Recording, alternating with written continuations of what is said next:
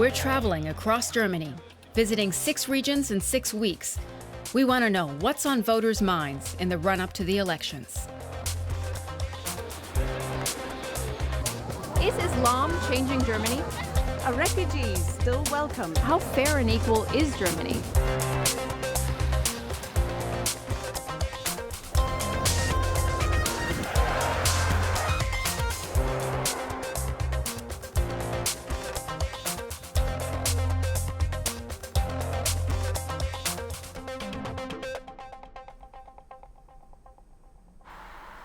We begin in Dresden. The city and surrounding region have become a stronghold for the far right.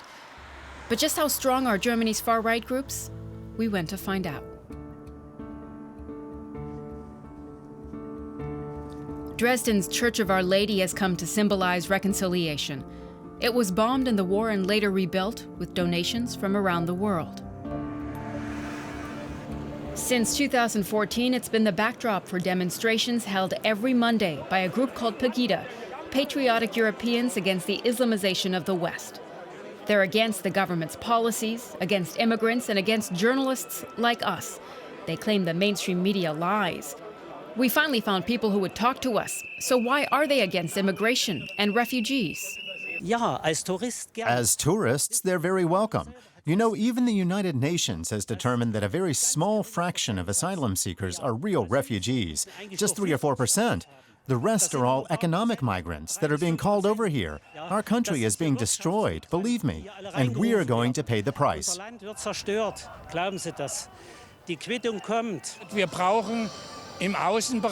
We need large and well-equipped camps outside Europe, where they should decide whether somebody is granted asylum or not, beyond Europe's outer borders. To let people in, show them the prosperity we enjoy here, and then tell them, you have to leave again, that's inhumane. There are counter-demonstrations, but they're small. There aren't many foreigners living in Dresden. Still, Pegida has maintained its support here. We asked a local anti-right-wing activist why. It has to do with the legacy of East Germany and with incredible political frustration, but also with poor education about politics. That began in the former East and continues via the CDU party. Racism is widely accepted. It is not discussed much. It's just there. You may have seen older people at the rally. If you talk to them, they'll say, I'm not a Nazi, but they're not actually lying. They just don't have any idea what it means to spout Nazi ideas. It's an extremely serious problem. So is it ignorance or right-wing extremism? Political scientist Werner Patzelt has been studying the angry right-wing protesters in Dresden from the start.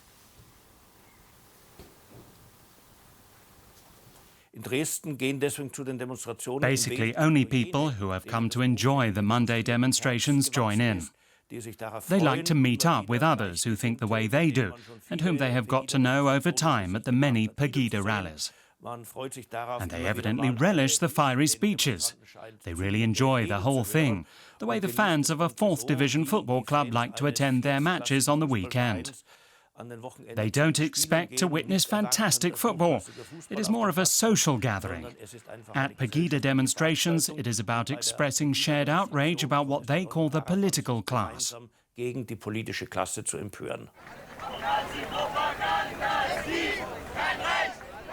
Anti-Pegida demonstrators chant, "Nobody has a right to spread Nazi propaganda." That includes the so-called identitarians, a new far-right movement that has joined the Pegida demonstrators. Robert Timm from Berlin is addressing the crowd. He belongs to the identitarians, a new brand of far-right activists, young and hip. It was a lengthy process to reach this point. My political background is very different, the way I was brought up. Then came the attacks in Paris, at Bataclan, in 2015. That's when I decided, that's it. I have to get involved. The identitarian movement is growing across Europe. What does it mean to want to protect Europe from too much foreign influence? We asked Tony Gerber. He found the neo-Nazi movement too dogmatic, so he left them for the identitarians. He says they're not extreme.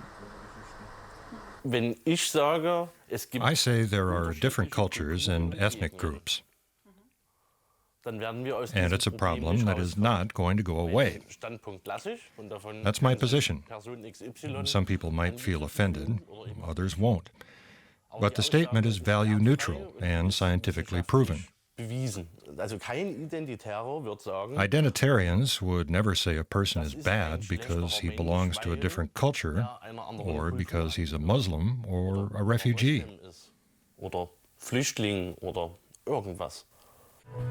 It becomes clear to me that the identitarians believe different cultures can coexist but should not mix. From his living room, Tony Gerber champions their message on YouTube. On the one hand, there is this mass immigration, lots of people. And then there is the question of integration.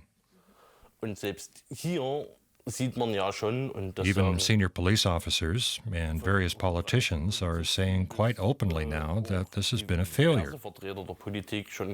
Parallel societies have been created.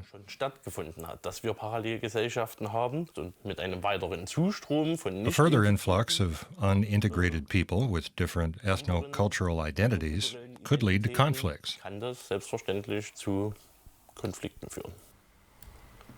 The identitarian perspective lies far right of center. They believe that German culture and identity is under threat from too many foreigners. They're accused of being ethno-nationalists. In Germany, the concept of racism has been expanded and now covers any assertions of cultural differences.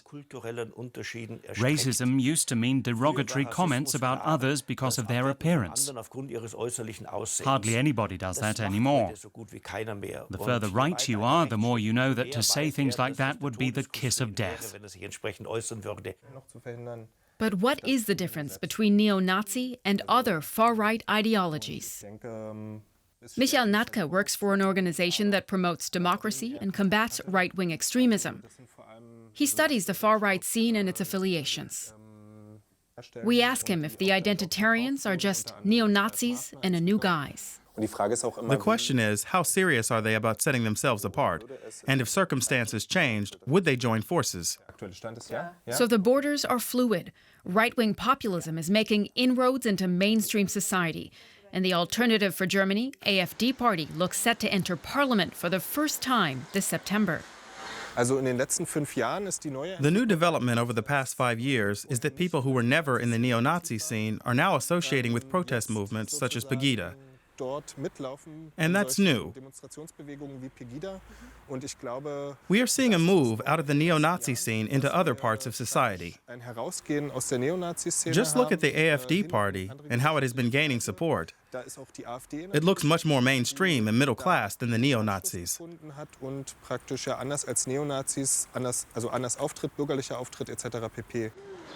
These groups exploit xenophobia. This is Dresden's other side, people of all backgrounds breaking bread in the heart of the city. The organizers insist Dresden is inclusive and welcoming. It wants to be a cultural capital of Europe in 2025. We wonder if Dresden will be able to overcome its divisions.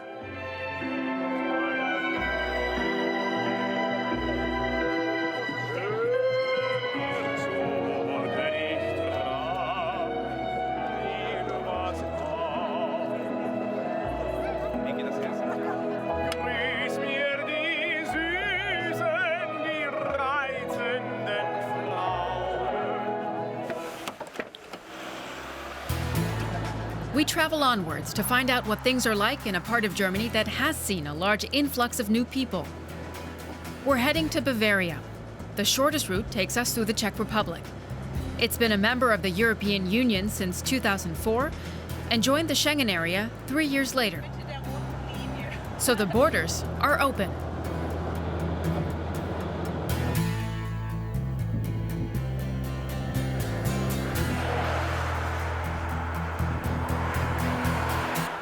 That's not all. Nina suddenly remembers there are no longer roaming charges for cell phones. a small sign of unity reaching across European borders. But how open is Europe really? Since hundreds of thousands of refugees arrived in 2015, the EU has found itself in a crisis. Just 100 kilometers to go. We arrive in Wegscheid, a tiny town on the German side of the Austrian border. In the fall of 2015, thousands of refugees arrived every day. We want to know what things are like here today. With our colleague from DW's Arabic desk, we meet the mayor of Wegscheid, population 5,000. 2 years ago, Josef Lamperstorfer had to manage thousands of refugees arriving daily.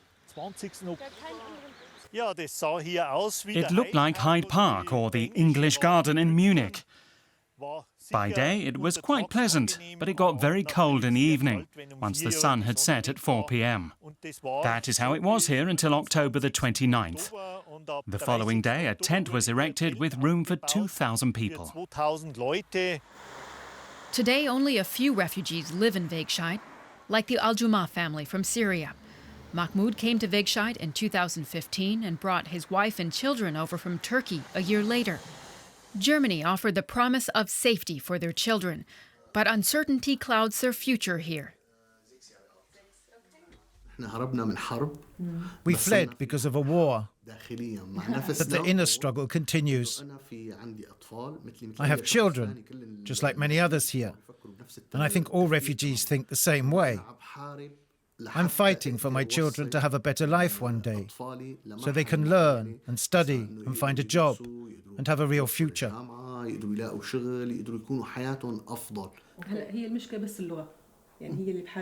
The only problem is the language. It takes time. You need to have contact with Germans, and not all Germans want you to talk to them or approach them. Some help us and support us, but there are others who don't like foreigners. And there's an underlying anxiety. What if the government changes its policies and deports them? We visit their friend, Marie-Louisa Erhardt. She helps the Al-Jumahs deal with bureaucracy or with visits to the doctor. We ask if she thinks it's harder for families to integrate than it is for single people. I don't think it's harder for families. The most important thing is to learn the language. If you speak German, you can find a job. Once Mahmoud and Gofran speak better, they'll find one too. I'm sure they'll find work in the field they were in back home in Syria. Their two daughters speak German very well, with the local Bavarian accent.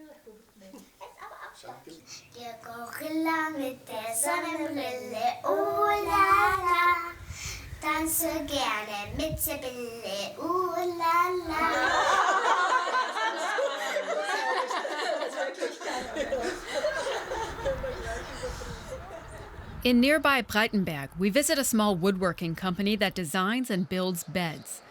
The directors of the Franz Bettenbauer company say integrating refugees is not only possible, it's a boon for companies that need skilled manual labor. Franz Bettenbauer has even attracted the interest of the German government. Ephraim is from Eritrea. He came to Germany 2 years ago. He got an apprenticeship here. Managing Director Froni Hackel recalls how hard it was to make that happen. We opened up our workshop to the public and 3 refugees came.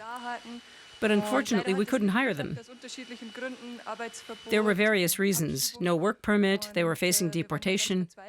We were really upset. We were determined to offer a refugee an apprenticeship, but couldn't find one. Then, thank God, volunteers here in the village got in touch and told us they knew a suitable candidate. He was living in a hostel and spent all day building furniture. He might be just right for us. That was Ephraim, and he got permission to stay. Still, complex bureaucracy very often got in the way of even everyday life. Take our lunch break, for example. The place where we have lunch is just 2 houses down from the workshop. But the Austrian border runs between the two. That meant until the authorities confirmed that Ephraim could stay, we were not actually allowed to cross over with him without fearing consequences. Here in the countryside, communities have managed. But what about in the city?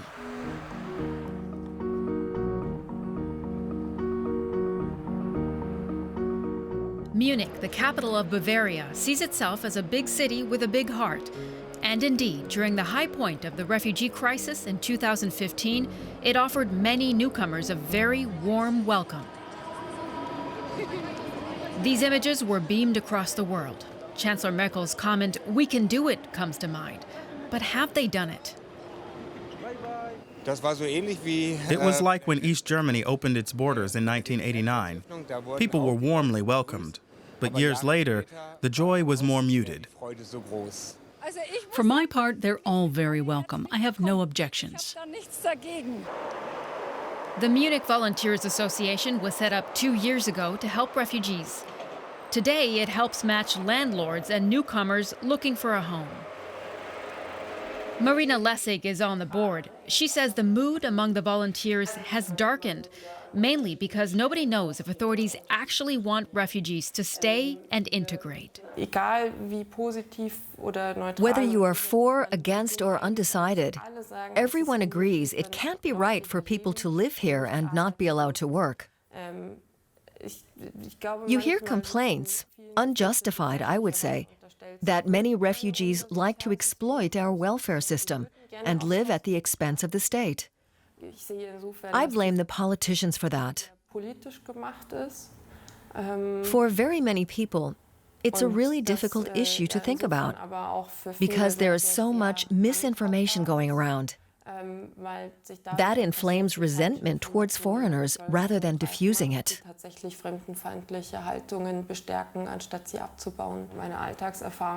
What I see here is that volunteers feel incredibly frustrated. What scares me is that many are saying they don't know who to vote for come September. They feel betrayed by all of the parties.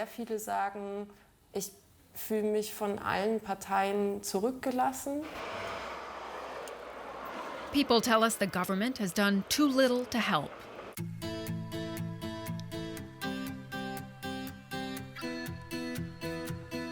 On to Stuttgart.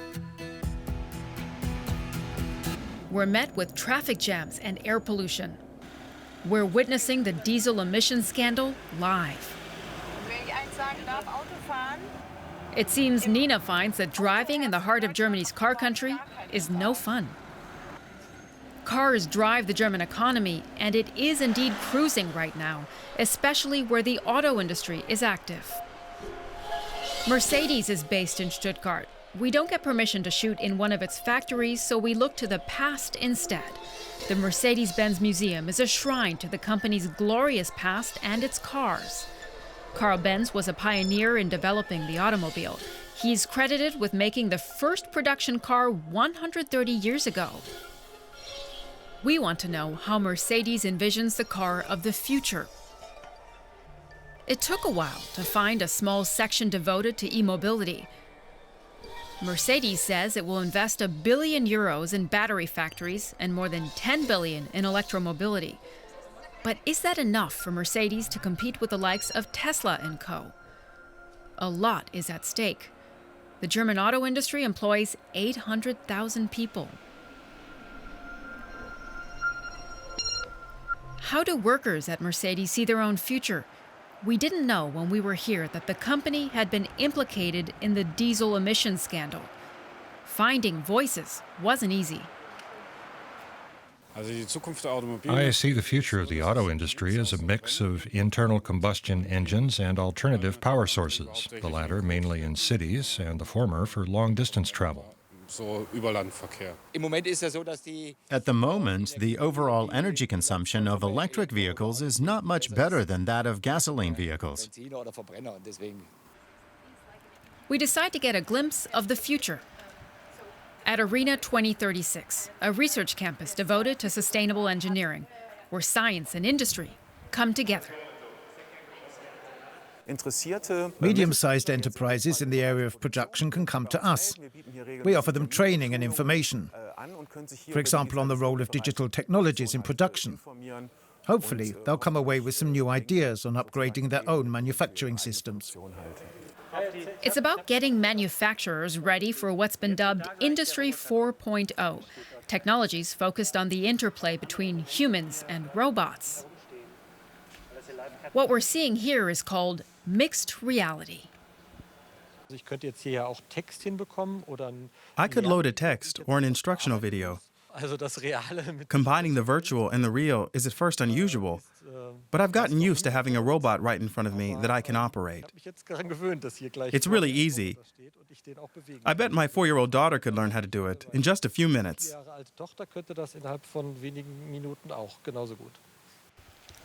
Our next stop is a medium-sized company called Exact Tools, specializing in measurement and automation technology. It is struggling to find skilled staff. Even though Germany is known as the land of engineers, today there are 50,000 job vacancies in this field. We advertise jobs at the employment agency. Anyone can apply from anywhere. The trouble is, people just aren't applying. If they were, we would be hiring them. We don't have any preferences. We would hire women too, of course, but unfortunately they don't apply. There is a problem with technical occupations. Something needs to change. Germans may not be applying, but Alvaro Tejero from Spain did. He's an engineer who couldn't find work back home. Now he has a job at Exact Tools. So are German companies ready for the future? We take a closer look at a cutting-edge robotics company near Stuttgart that aims to shape that future. And we get an unusual welcome. Hello and welcome to Synapticon. Hi. Hi. So, what are we going to talk about today? Where are you? Upstairs. But theoretically, I could be anywhere in the world now. Synapticon develops robotic control systems. CEO Nikolai Enslen has a staff of 50. Just 1/3 are German, and most of his customers are in China. Enslen says Germans are too timid. They're afraid to take risks. If you're in Silicon Valley and tell somebody you've founded a company, they won't be that impressed. But if you say you have run 2 or 3 firms into the ground and are now on your 4th startup, you'll be taken much more seriously. In Germany, you would be treated with suspicion if you'd already wrecked 3 companies. And here, you'd have a hard time even setting up the 2nd. But I think that's changing. And not a moment too soon. We've noticed Germany's aversion to innovation and new infrastructure. The lack of decent broadband and internet has slowed us down considerably. If we're slow to address these huge developments and innovations, we will cease to be leaders in technology or an economic powerhouse. Technologisch und wirtschaftlich so führend sein, wie wir das heute noch sind.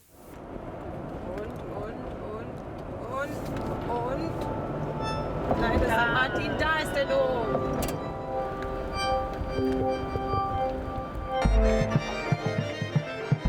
Cologne is probably best known for its cathedral. On the last day of 2015, as crowds were celebrating New Year's Eve, there were mass sexual assaults on women. Most of the suspects were reported to be young men from North Africa.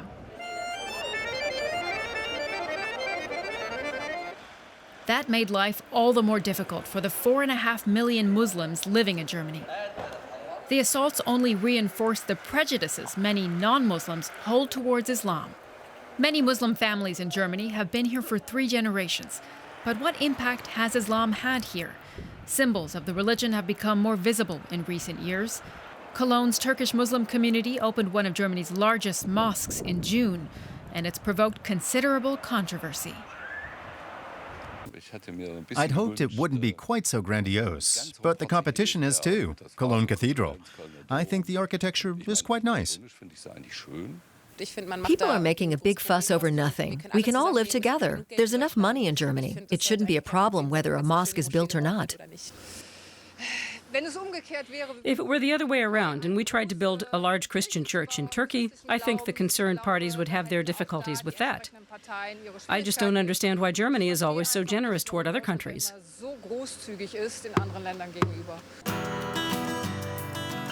Nina is all too familiar with such conflicts. She comes from the Ruhr Valley area, where there's a large Turkish Muslim community. Also in her hometown of Dresden. More than half a century ago, Turks were invited to come and work in factories and mines here. But Dresden's mine closed in 2001. 3,000 people lost their jobs. Contact between Turks and Germans tapered off. In its absence, mistrust grew. And now there is real open dispute about this building.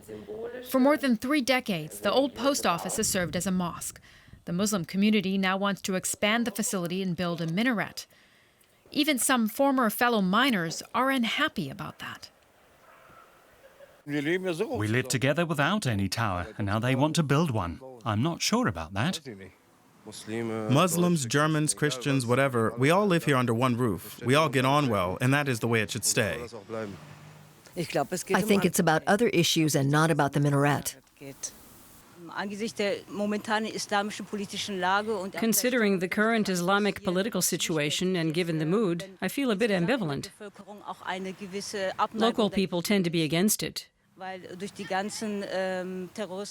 Because of all the terrorist attacks, they're unsettled and nervous, and they don't want any of that in their vicinity. That is what journalists at the local newspaper are also hearing. Claudia Engel says the plans to add a minaret have come at a difficult time, when relations between Germany and Turkey are deeply strained.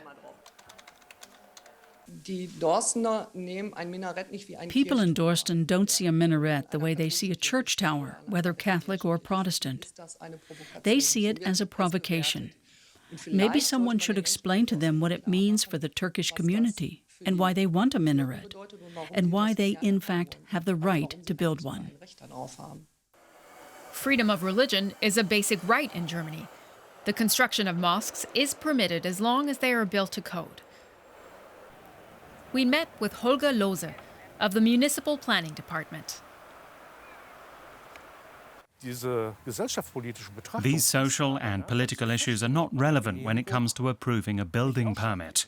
I just follow the law. And if an application fulfills the legal requirements, then the planning department has to issue a permit. We're waiting for the permit. Once it arrives, we can start work straight away. With a mosque, it's very important that the minaret is clearly visible, so you can tell that it is a mosque. Mustafa Choban, head of the Muslim community here, says the minaret is mainly symbolic. There won't be a muezzin standing at the top calling the faithful to prayer. The architect, Christian Löhe, has lived in Dresden for years. He doesn't understand the controversy. The mosque was already there. It would have been a different matter if a new mosque were to be built at a new location. Then we could have talked about the suitability of that location. Would it fit in here? But as I said, the mosque is already there. It will only be extended in line with its basic function and purpose. And it would look something like this mosque in the town next door. It's had a minaret for decades. Still, we've come to realize that any talk about Islam and Muslims in Germany is often tainted by fear and hatred.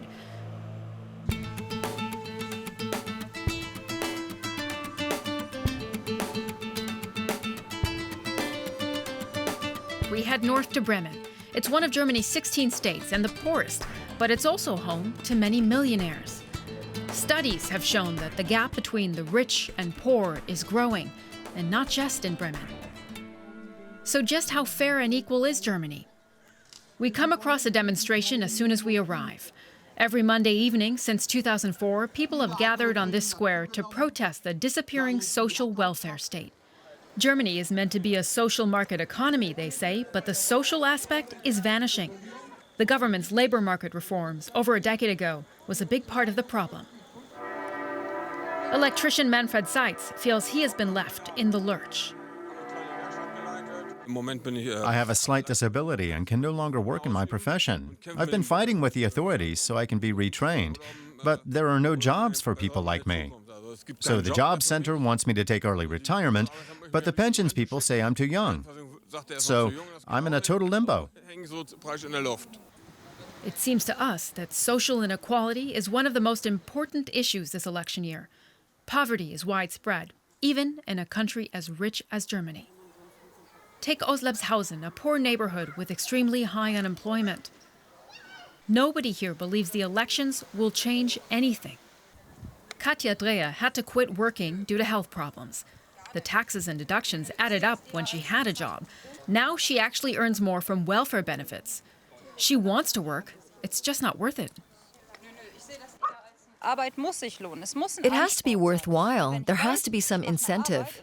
If I know I can do a job and earn enough money to live, to save a little, and maybe go on holiday once in a while, that's incentive enough. Then I would be happy to work. It's an odd paradox, but Katja is certainly not alone. For some Germans, welfare is more worthwhile than a job. Political scientist Frank Nullmeier studies a growing divide in German society. Germany is rich, but senior citizens, single parents, and children are increasingly vulnerable to poverty. Poverty can be a manifestation of inequality, but there can also be inequality without absolute poverty. Fortunately, the latter is more prevalent in Germany. People can be left behind without falling into dire straits. They don't have to sleep under a bridge or starve. Katja Dreher earns a little extra working a few hours a week at the neighborhood clothing bank. People can get used clothing for free or swap garments with others. For Katja, the best part of the job is the interaction with people. It isn't such a bad thing that people are forced to help each other. It makes you connect. If you have money and shop in regular stores, you would never see a place like this. It's a new experience and a rewarding one. You get to know other people. And once you're here, it all feels normal. Bremen was once home to large shipyards, but they closed 20 years ago, draining the life out of the region. We visit the port city of Bremerhaven, where Moritz Schmeckis shows us his neighborhood. Long ago, wealthy captains and their families lived here. The 19th century buildings bear witness of the past grandeur. Today, many apartments are empty. That hasn't stopped Rolf Turner from Berlin. He's invested in property here. He sees potential where others don't. If you offer tenants a decent apartment for a decent rent, it works. There are lots of people who remember what it used to be like here. It was nice. I'm going to live here myself. I'm already renting a flat in the meantime. Eventually, I'll move into the house behind me.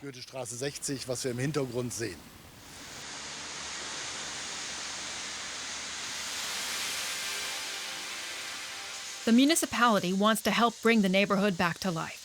So it's made a deal with Moritz Schmeckis. He's setting up an entire building for artists and graphic designers. And the local government is providing some funding. The hope is to draw people back to the area and turn around its fortunes. Bremerhaven needs idealists like Schmeckis.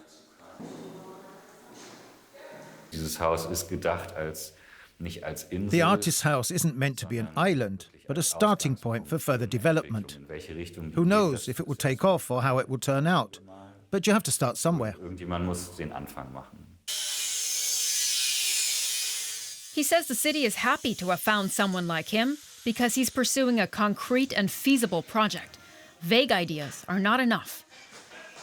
The hard part is making something happen in reality.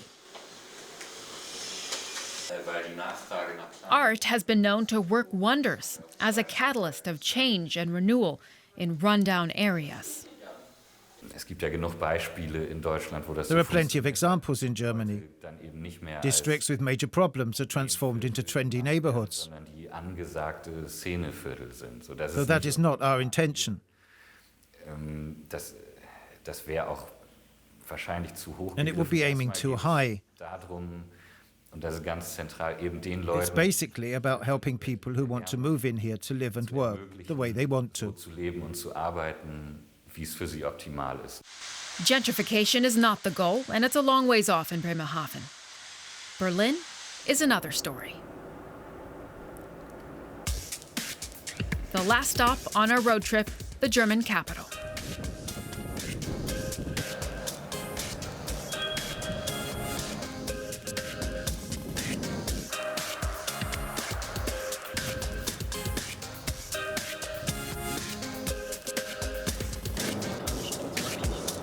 We've both lived in Berlin for many years, and we've both struggled as the city grows increasingly gentrified.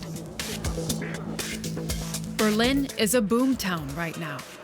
Investors are flocking to the German capital. It's like the gold rush. Rural areas are being neglected. Yet when it comes to residential construction, these new buildings are almost exclusively for the rich. Rents have risen by about 2/3 over the past 10 years. A new apartment complex is going up here, small apartments for business people. Temporary living that costs about 7,000 euros a square meter. Way too much for regular earners. Fritz Tower hasn't even been built yet, but 1/3 of the apartments have already been sold. There's not too many apartments, there's not too many plots. It's a sold-out city. It's undersupplied, but fashionable, youthful, and growing. So this is what's attracting the investors. And Fritz is an absolute solution, an individual solution for the people who are traveling a lot and who don't need a permanent space in Berlin, but somehow related with Berlin. These micro-apartments, as the developer calls them, are well-equipped but sterile. Still, the interest is huge. Chinese investors are scrambling to buy property here because it's politically and economically stable. I think more and more Chinese people will come to Germany over at least the next decade to invest in property. You can't make a fast buck here. It's more suited to long-term investors. But that's what our clients want.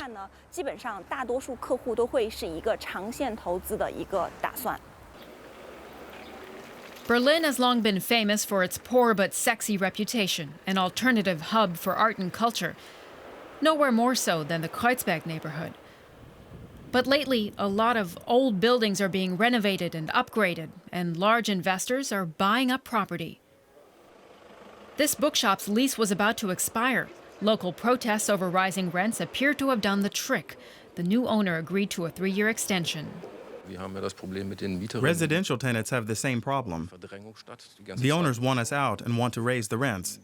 Perhaps they're thinking in 3 years' time the protests won't be so loud.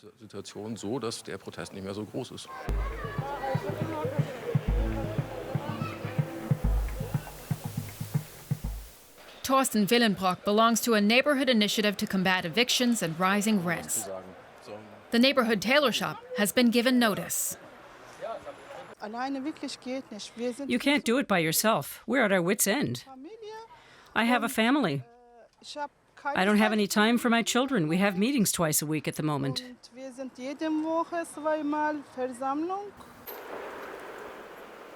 Local protesters prevented her eviction.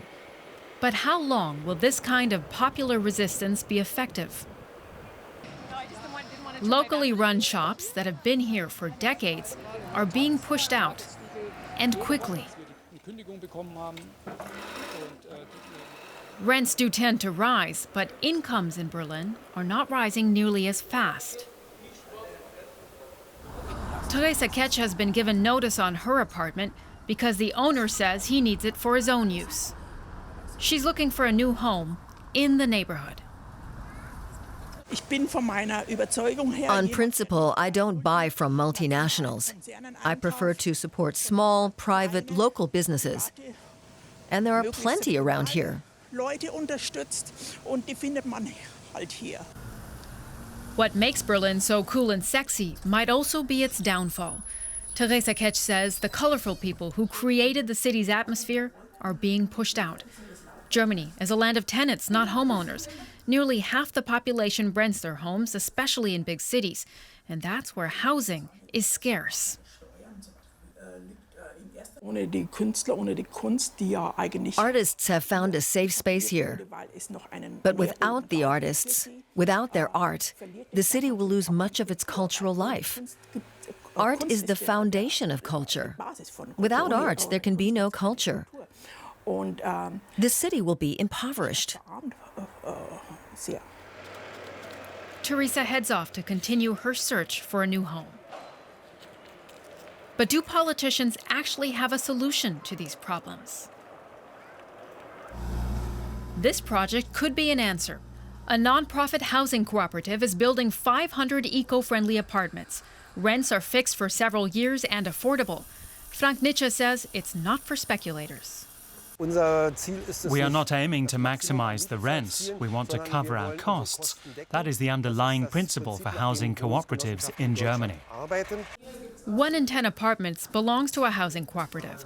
They're mainly for people who don't qualify for subsidized housing and aren't rich. We have people of all ages and all occupations. We believe in diversity. Everybody should live here the way they want to, of course, without infringing the rights of the neighbors. Germany is reurbanizing, and policymakers seem to have missed the trend. 6 weeks on the road, 6 stations. Germany is strong and powerful, but the cracks are showing, and politicians need to come up with answers.